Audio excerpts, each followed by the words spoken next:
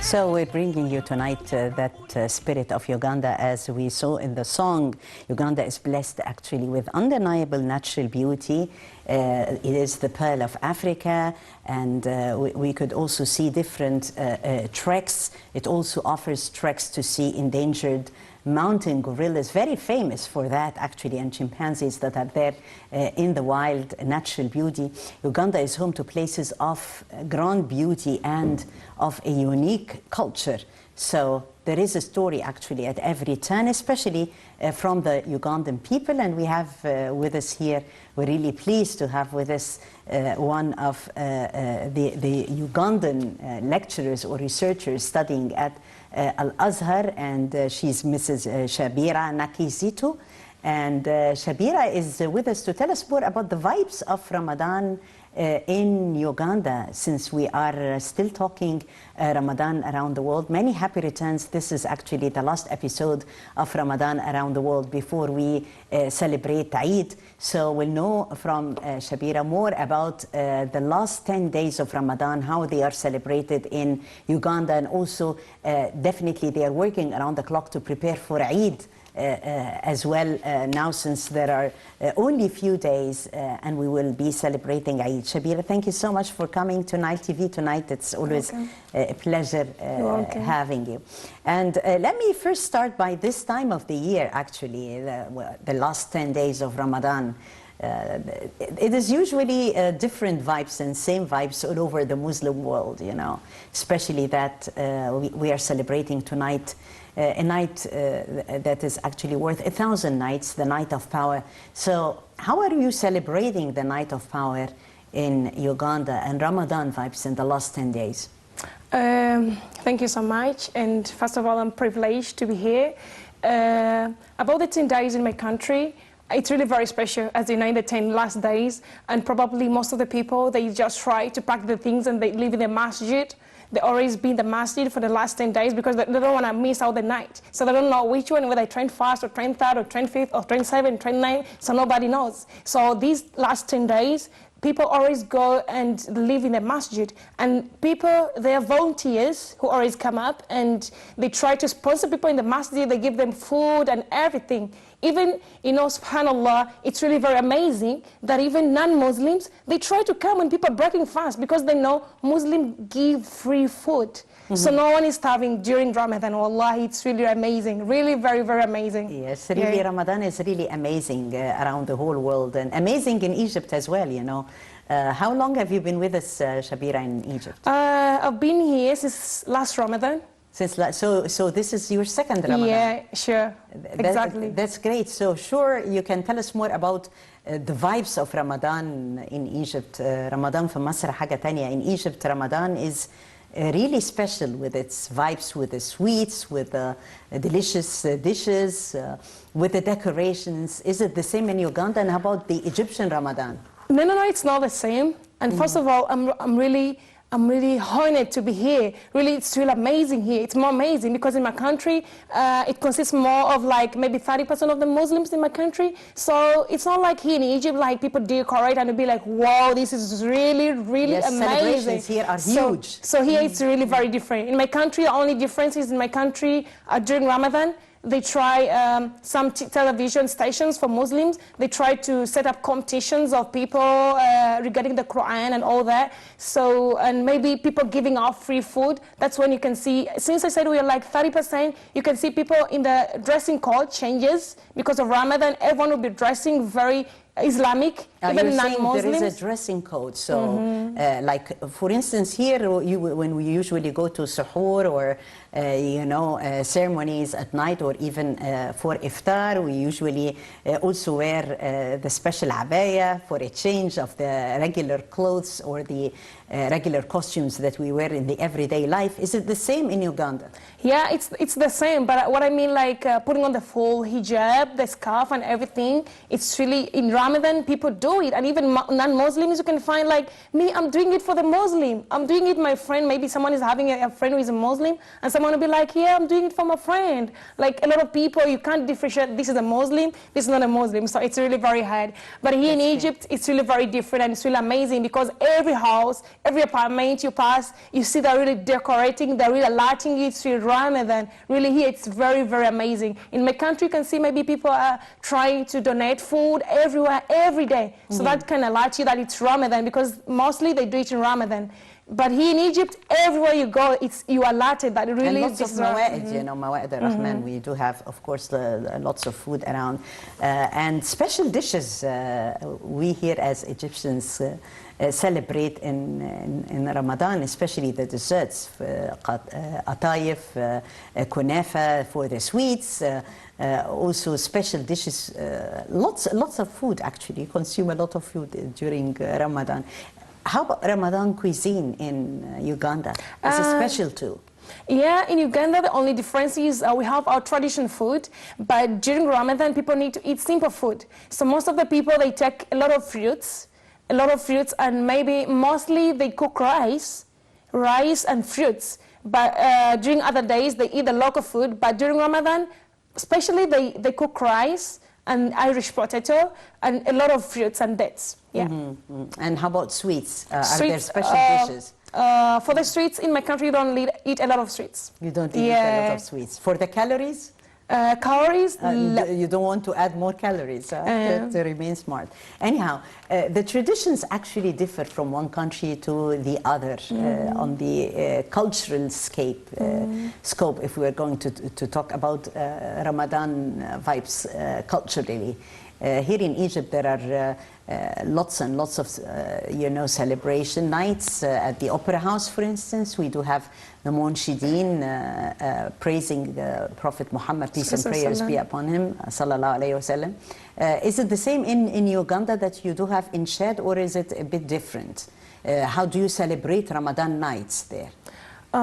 It's really very different because, since I said in my country there are not a lot of Muslims, so it's very different. It's not like there's a way we celebrate. No. It's really very different. Yeah. Yeah.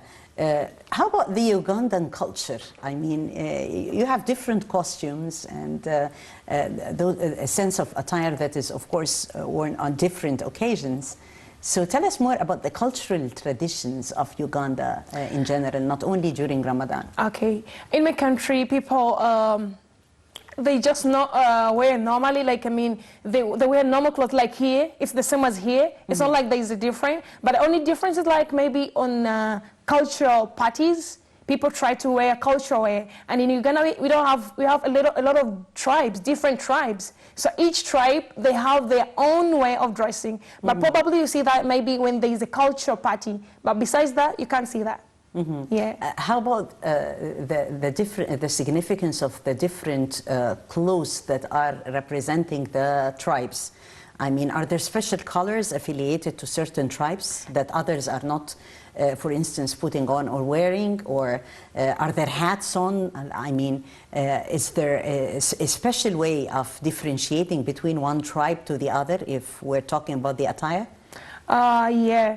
The way the attire is, the design is very different, but not the color, but the design. From one tribe to the other. Yeah, the design is very different. The way the design, the clothes of this tribe are different from another tribe. It's the design, not the color. Yeah. The customs and traditions actually of African countries are vary, and we do have various dishes. Each African country has its unique character. There are also precious moments actually of Ramadan all over the African continent, from Egypt to Uganda. Definitely there are also precious moments too. So tell us about a typical day of Ramadan in Uganda. What do you do until you have your iftar? Basically, people are very normal in the first 20 days of Ramadan. People are very normal, like running their business and doing everything like very, very normal. But when it's during Ramadan, as I said, there are some people who are volunteering, and there are some people who have organizations in Ramadan before, and there are a lot of people, they try to open up their gates their gates, so that everyone who feels like want to break the fast from their homes is welcome. Nobody says, come to my home. No, no, no. If you find a gate open, you just enter and have iftar. And that's nice. At the That's so masjid, every masjid, they provide food till when Ramadan is finished. That's how it goes. We can see here some cooking as we talk, and see a very large pot. Is that affiliated to certain celebration? The way I'm seeing that is mostly the way I'm seeing it. It looks like an orphanage. An orphanage, that's how it is. Like they try to bring food for the orphans and provide for them till the end of Ramadan. But besides not only orphans, even other people provided that. We can see here, yes, because of course volunteering, as you've said, and charity increases definitely during the holy month of Ramadan, and those are vibes of the holy month from Uganda. We're talking tonight about the gem or the pearl of Africa, namely Uganda. Precious moments of Ramadan. The people, as you could see, the orphans. There is also this style, this noble intentions of giving. You find lots of people, as Shabira said, that lots and lots of people, you find them giving, are very much keen to give during the holy month of Ramadan. And as she said, that even if you are there in Uganda and a visitor and you find the gate open and the iftar time comes, then sure, you can like just step in and be offered a hot meal. So that is really interesting, Sabina. Well, how about your family and friends while you're celebrating Ramadan here in Egypt? You talk to them, of course, frequently. Yeah, I do. Here, what is very different, as you say, there is a lot of food because I have friends, a lot of friends from here and from also here, but they're here studying here. But what is different here, like I'm testing every day, I'm trying to test a lot of different food, new food. Yeah, I think that is the difference that I'm seeing to me. Yeah. Yes, that's great. Tell us more about your experience as a researcher at Al-Azhar. How do you find that experience, and how far did it add to your profile and to your potential? Do you find it quite beneficial? Yeah, it is. It's really very, very beneficial because probably when you study or research from outside an Islamic community, it's something very different. Here, a lot of things you have access to, and you really feel free, and you're exposed to a lot of things that you do physically, you see them physically, and you're exposed to them. So it brings you somehow, it gives you an open mind. Yeah, in a lot of circumstances, So I learned that you are quite associated also with teaching the Arabic language, right? Yeah. To students. So how did the idea come? In what way were you attached to that? The way I was attached to that, me myself as a person, you know, we Muslims who live from non-Arab countries, maybe you don't have that opportunity to learn Arabic as a language, and you know Islam as itself, it's more of the Arabic language, so we need to understand everything. You don't need you to tell me, Shabila, this is this. I need to understand by myself. To explore this yourself. Yeah, exactly. So that forced me, I'd be like, no, I need to know much of the deen. I don't need someone to say like, Allah said in here and here, I read the Quran, but I don't understand it. No, wow. So I need to read the Quran and I'm understanding everything. So that pushed me and be like, yes, I need to study. I need to learn more so that I can understand everything by myself. Yes, I need a helper, I need a backup, but this really is very good for me. Yeah, you know, Shabira, we had here earlier in the day His Excellency President Sisi, as we can see, honoring many of the African students also studying at Al-Azhar. So it has been a beautiful, a lovely day in Egypt while we commemorated the Laylat al-Qadr, or the Night of Power celebration. This is an annual celebration that the President is keen to attend annually, to talk to scholars, to address the nation and the Arab and the Muslim world, to greet them on the occasion of the Night of Power and Ramadan. And how do you see that, you know, when the President of the nation recognizes, you know, the students of Al-Azhar and the researchers? Definitely it has a great impact. Yeah, obviously, what I'm going to talk about this, it's really very amazing. It's something that gives courage. It gives courage. You be like, if you're on it, you feel like you're somebody in a certain country, you're someone, and it gives you courage to pursue what you came for. I think it's something which is really amazing. I don't know even what term to use, but it's really very, very amazing. Yes, Yeah. precious memories from Egypt. You have lots of Egyptian friends, Shabira, right? Yeah, right. That's great, that's great. And how about the experience of those whom you are teaching the rules of the language at Al-Azhar?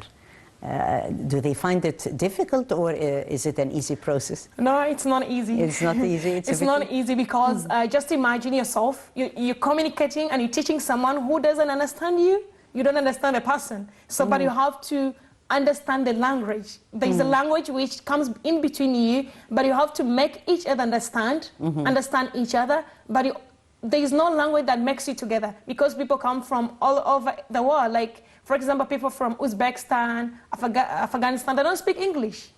So there is no way you can communicate. It's Arabic that is joining you. You are struggling. You are using the same language. Yeah. And you have to struggle to understand each other. So it's not easy. But with the struggles, you reach the target. Great, Yeah. good for you. Well, after Ramadan comes also the vibes of the Eid, Eid al-Fitr al-Mubarak, many happy returns. And for Eid, we all as Muslims prepare for Eid, and we buy new clothes, we prepare certain dishes, of course, like the kahk or the pastries, and more. Eid is always a chance for people to communicate, for friends to meet. Is it the same way in Uganda, the preparations for Eid now? Yeah, it's really a little bit the same, but since I celebrated my first Eid here last year. This is your first Eid was last year. This yeah, is your second Eid. My second Eid. Right. So there is a little different, because in my country, if there is Eid, people prepare for it. People prefer, they just try and buy new hijabs. Most of the hijabs in my country are from here, and some are from Turkey. So you find that people, they buy very, very beautiful hijab, and when they go, here is the point, when they go for to pray the Eid prayer, it's not immediately after Fajr. After Fajr, there are a few minutes to Eid prayer. But here, the difference was like, by the time I woke up for the Fajr, I was like, no, let me just do some small things. I pray. They had finished. I was like, SubhanAllah, I'm not praying. But in my country, it's different. They announced the time, that by this time, we're going to be praying Eid. It's very different. And in my country, the difference is we have a lot of places that people can go, a lot of places. But here, the places are a little bit limited. And every place you go, it's really very congested. That is the difference. But other things that are the same. Enjoying with friends and having fun is all the same. Of course, Eid is for fun and for reuniting with family and friends. Also in Eid, in Egypt, and in a minute, because we need to go, it is also time for celebrations, you know, on weddings. We have also newlyweds who choose the time of Eid to tie the knot. Is it the same in Uganda, and are there special traditions for wedding there? In Uganda, mostly people want to tie the knot. They always do it بعد العيد. After Eid, not during Eid? No. Here After we go. Eid. This is a wedding celebration in Uganda. Yeah, beautiful. So close also. You have a big, you know, celebration, and you throw big parties also. Yeah. But so a wedding beat here. Yeah, they always do it either بعد Ramadan, بعد العيد, after or Eid. before it. Or before Eid. Yeah, but then they don't do in between. You don't throw the wedding ceremonies during Eid. No. We do in Egypt. We also seize the opportunity for Eid to celebrate weddings as well. Well, Shabira, I guess we have to leave, but if you would love to direct a message through Nile TV International to the brothers and sisters in Uganda, telling them happy Ramadan and on the night of power, what would you say? First of all, I'm privileged. Everyone who is there, watching me. I send you greetings. Assalamu alaikum wa rahmatullahi wa barakatuh. I'm privileged to be here. This television, it's really nice. Its people are very nice. Everything is very nice. And Egypt is very nice. Assalamu alaikum wa rahmatullah. Alaikum salam wa rahmatullah. Thank you so much. You are the nice one. Thank you so much for coming. You're welcome. It was a lovely interview. I really enjoyed it. Thank you, Shabira. You're welcome. Many happy returns on the upcoming Eid. Thank you. You too, inshallah. Shukran. Shukran. That was Shabira Nakizito, researchers at Al-Azhar, celebrating with us on Ramadan around the world, the vibes of Ramadan in Uganda, and also she did enjoy the vibes of Ramadan in Egypt as she is a researcher at Al-Azhar. Many thanks for watching. That's the last episode in Ramadan. We'll see you once again after Eid. Many happy returns.